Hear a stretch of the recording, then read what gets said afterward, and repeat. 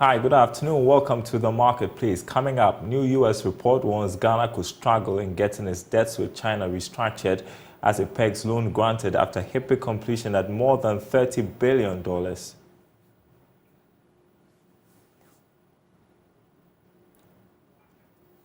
Also coming up, car rental companies seek support to expand operations and contribute to tourism sector revenue growth. It's something that we want to propose that to the government so that it will support our industry. Also, Bank of Ghana collaborates with Google to remove and bar 200 illegal loan apps from Google Play Store. We'll discuss that on Let's Talk Tech. My name is Daryl Kwaw. Thanks for being with us. Details coming up.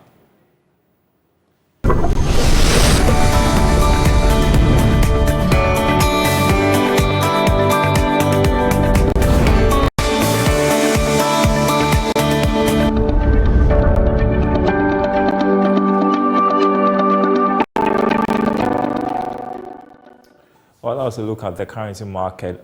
First story, Ghana could struggle to get its debt with China restructured. That's a session based on the U.S.-China Economic Review Commission's report. George Afe has more. The warning was based on how the Chinese government has handled other countries that has pushed for debt cancellation or restructuring. The U.S.-China Economic Review Commission is an independent government agency established to monitor the trade between the two countries and report to the U.S. Congress. The commission was worried that despite repeated requests from the World Bank, IMF and other multilateral agencies, China has refused to provide sufficient debt relief to these countries that are said to be in distress, including Ghana.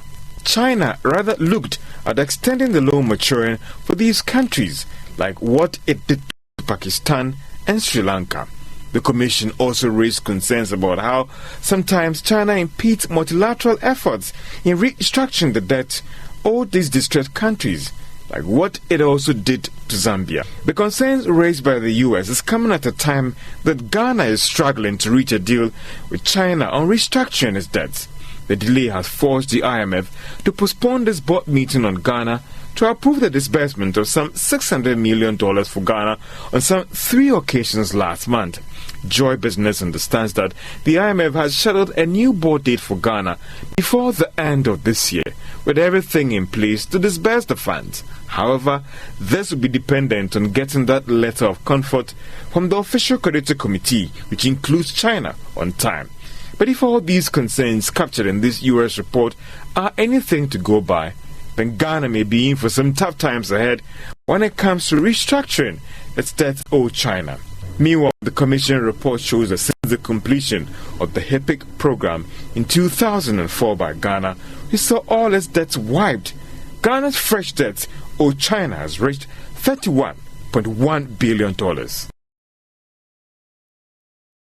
Well, joining us on Zoom is Associate Professor of Finance at the Andrews University, Professor Williams Pepper, to discuss this. Good afternoon to you. So are these concerns legitimate that Ghana could struggle to get the China debts restructured?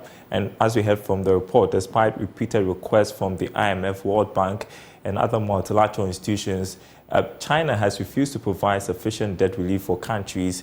It rather extends loan maturing. Your thoughts? Good afternoon, Daryl, and good afternoon to your viewers.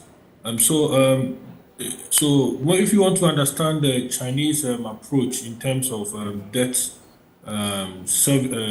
giving out debt to countries, debt servicing payments comprises a significant source of the Chinese government revenue, due to its status as a major global bilateral creditor through the Belt and Road Initiative that they implemented. Because of that, China is very cautious not to set precedent for generous and straightforward debt restructuring. They believe that when they do that, it may open the door to serial defaulters on bilateral debts and further exacerbate the economic pressures considering these issues as a strategic creditor with less appetite for losses. So typically, China prefers to have lengthy extensions on debt repayments instead of restructuring or having the principal outstanding being reduced.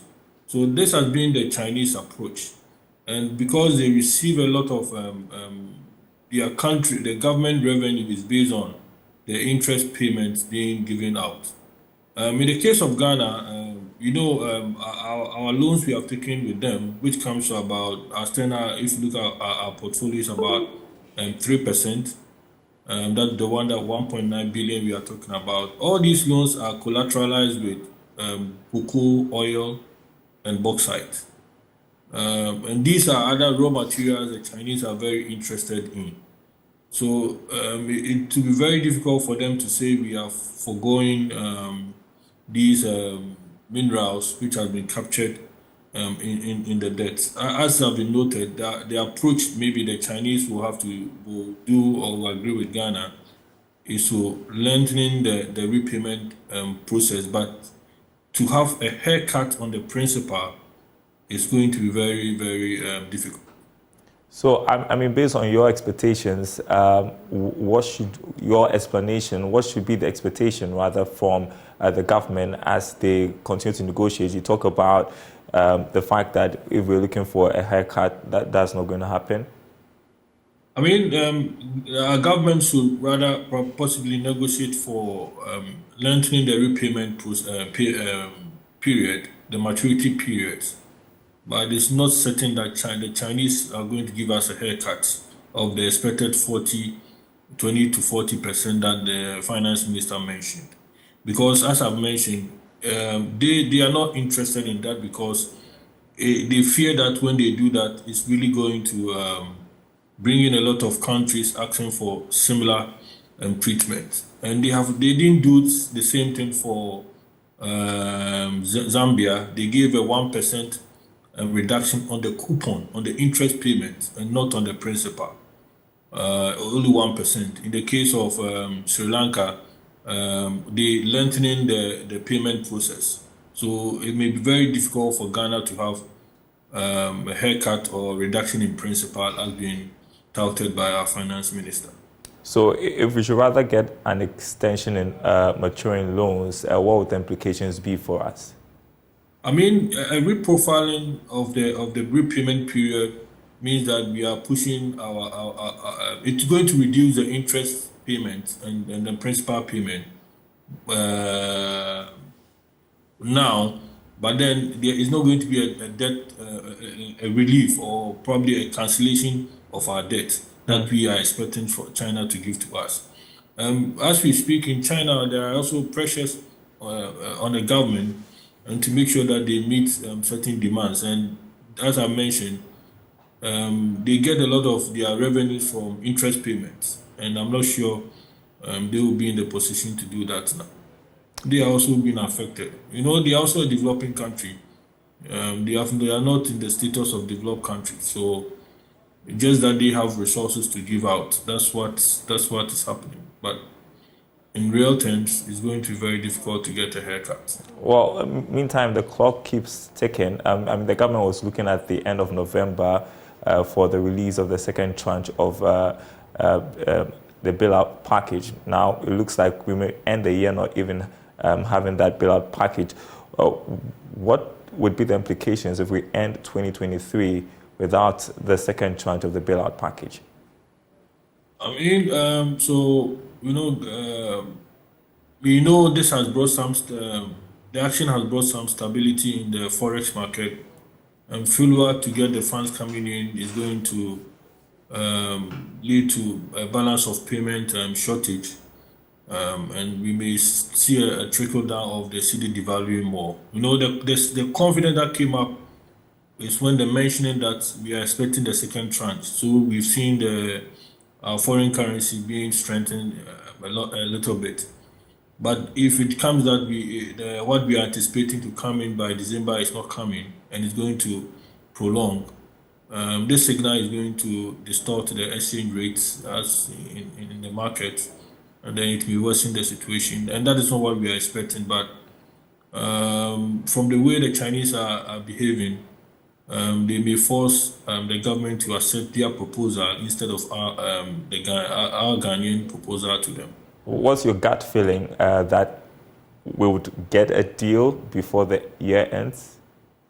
I mean, it's going to be very difficult. My gut feel maybe IMF may decide to say, give us the creditor agreement for all external creditors with the exception of China. The Chinese in the portfolio of the 13.1 billion, China holds 1.9 billion. So if IMF really wants to help us, they may probably ask that, can we exclude China and then look at the situation and see if we can give maybe 400 million out of the 600 million to Ghana, whilst we wait for the conclusion of the issue between Ghana and China. Because this is the IMF knows that the money is very critical to the stability or the financial stability of Ghanaian or our economy. So if it delays, it's going to destroy all the gains being discussed now. So probably if Ghana can make a case and say, if China is delaying us, can we exclude them and look at what can IMF give to us? Is that something like that? Yeah, is there room for a plan B in the midst of the delay? I mean, what other things can the government be thinking about? I mean, the plan B for the government is possibly go look at the budget. You know, our government is going to give tax exemptions to some industries of also similar to about 600 million, around the same figure. Probably the plan B is to delay that part of the budget to make sure that we get the needed cash flow. Because it's either you get someone to give you the money, or you increase your taxation, your revenue, and that revenue, that policy of giving some exemptions to local businesses, and probably may have to be delayed. We may have to wait. Once we get the IMF, then we can implement that. If not, we delay that aspect as well. All right, we'll keep following it. Thank you so much, Professor Williams Pipra, Associate Professor of Finance at the Andrews University in the US. Appreciate your time with us. Now, car rental businesses are calling for government support to expand their operations. According to the president of the Car Rental Association of Ghana, Michael Sapong, this will contribute to government's effort to rake in more revenue domestically from the tourism industry. Car rental market is expected to register a compound annual growth rate of 7.5% during the forecast period of 2019 to 2024. Increased concern and awareness of lower emissions have primarily led to an increase in car rental options, where car rental and carpooling significantly help to reduce the number of cars on the road. Mr. Dia called for more investment from government to boost tourism. We, the car renters, we are in all the regions, Ashanti region, we are in Takoradi, we are in Kumasi, we are other parts of we are asking government that we want to put proposals. We will put proposals to the government that indeed the sources of vehicles to the ministries, if that can be reduced by even 30%, and he sources that 30% from the car renters, that will boost our industry. It will help us to generate and to employ more people to work in our industry. And that also will save the government in terms of maintenance costs and servicing and all that. We will be the one to cater for that. The government, all government needs is that we provide the cars to the ministry or even to other departments. Then we will be the one to do the maintenance and all that. So it's something that we want to propose that to the government so that it will support our industry, because our industry needs a government, and because we employ, tourism industry employ a lot of people, and looking at that area, we can work with the government in terms of saving money to the country as well, and also helping the economy to also grow. There are claims that car rentals in Ghana is very expensive. I want to know, is there anything amounting to this particular statement out there? Yes, indeed. Looking at other countries, say for instance, other part of the world, the rentals are a bit cheaper.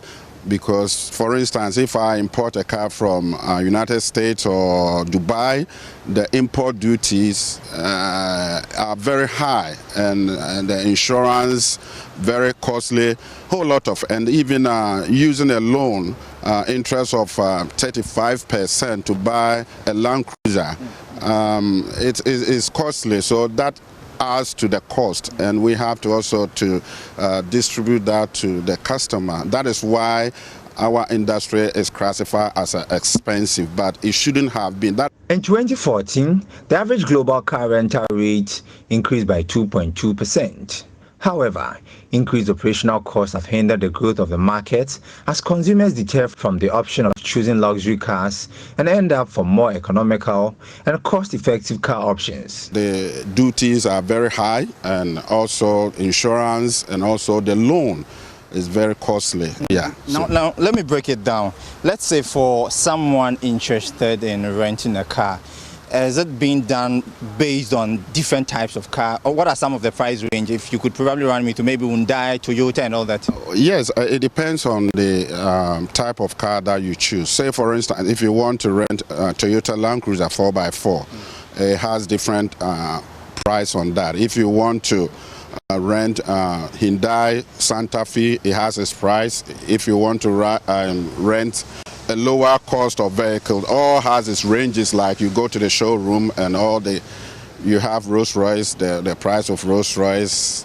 will be the cost of how much it will cost you to rent. So say for instance, if you want to rent a Toyota Land Cruiser within Accra, it will cost you about 1,800 Ghana cedis. That is per hour?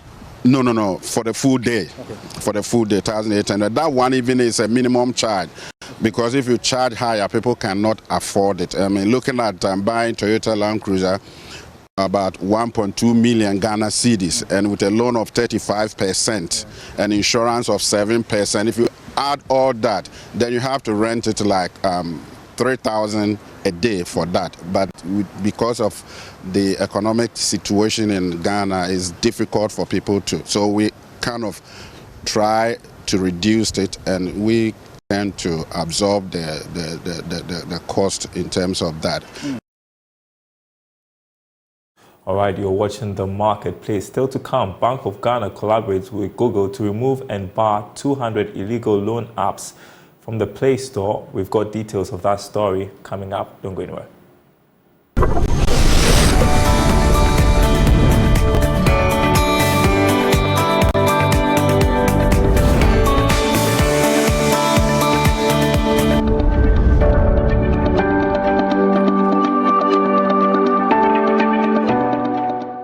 And welcome back to The Marketplace. Time to talk tech. And the Bank of Ghana has collaborated with Google's Regulatory and Policy Unit to remove and bar 200 illegal loan apps from the Google Play Store. The apps were offering unapproved and unlicensed lending products to Ghanaians. Subsequently, Google has revised its personal loan policy to restrict these lending apps from accessing device information, including SMS and contacts. Here to talk about it, lead for Eyes of Africa, Henry Kobler. Good afternoon to you, Henry. So my first question is how these illegal apps got on Google Play Store in the first place without being thoroughly scrutinized. Clearly a lapse in the system. Thank you very much, Daryl. So when it comes down to the Play Store, I mean, when you have to put a mobile application on the Play Store, it just has to go through Google's regulatory requirements. It does not really have to look at what regulatory requirements that the country sort of provides. And so it just only goes through those requirements and it finds itself there. It's unless, of course, the country or the country in question basically puts up a request in otherwise to get those applications turned down. So generally, I don't think that it's a lapse, but Google can't necessarily also get to look at entirely every regulation that every country sort of provides, especially for the loan sector. But I think that when it gets down to the iOS Play Store, I think that they're making some requirements, which basically puts in the point where you sort of have to put in the requirements and the policy frameworks that are available in your country to be able to host some of those applications on the Play Store. So is it enough action that has been taken? The apps have been removed and barred, and Google has revised its personal loan policy for these learning apps? That's from accessing device information, including SMS and contacts. I think that the Bank of Ghana sort of has done some great work when it gets down to clamping down on these applications. I mean, identifying them, clamping down on them, and being able to take them off the Play Store. But I think that it doesn't really end there, because there are quite a number of people that are pushing up websites that are offering STEAM loans. And so these websites are hosted at the will of the individuals that want to be able to get out to their prospective victims. And so it might not necessarily be enough. Mobile applications are now shared and installed on phones without having to go through Play Stores as well. And so I think that a very good thing that could be done generally is that there should be some level of measures that should be meted out to some of the people that are clamped down or are seen as the perpetrators of this crime. And so that could be a deterrent, proper deterrent to the people that could definitely find other means. It's digital. People are going to always be innovative about how they're going to be able to put up these applications for their prospective victims to be able to use them. And so it might not necessarily be enough. I think that the Bank of Ghana would only do itself a good one if they sort of have to pushing some level of advancement in the ways they sort of get to club. And also, I mean, I think that they have a lot of collaboration with the agencies like Cybersecurity Authority and the Police Service, which are doing quite good work on it. But I think that it's really not enough. There could still be some level of effort that would be placed in to make sure that some of these people are brought to book. All right, a quick one in a minute, Henry. Christmas is just around the corner. Many people will be looking for quick money. And so how do people avoid being scammed by these loan apps? So first of all, I mean, generally, before you even look at going for some of these loans, look at the requirements and what exactly they're asking you for.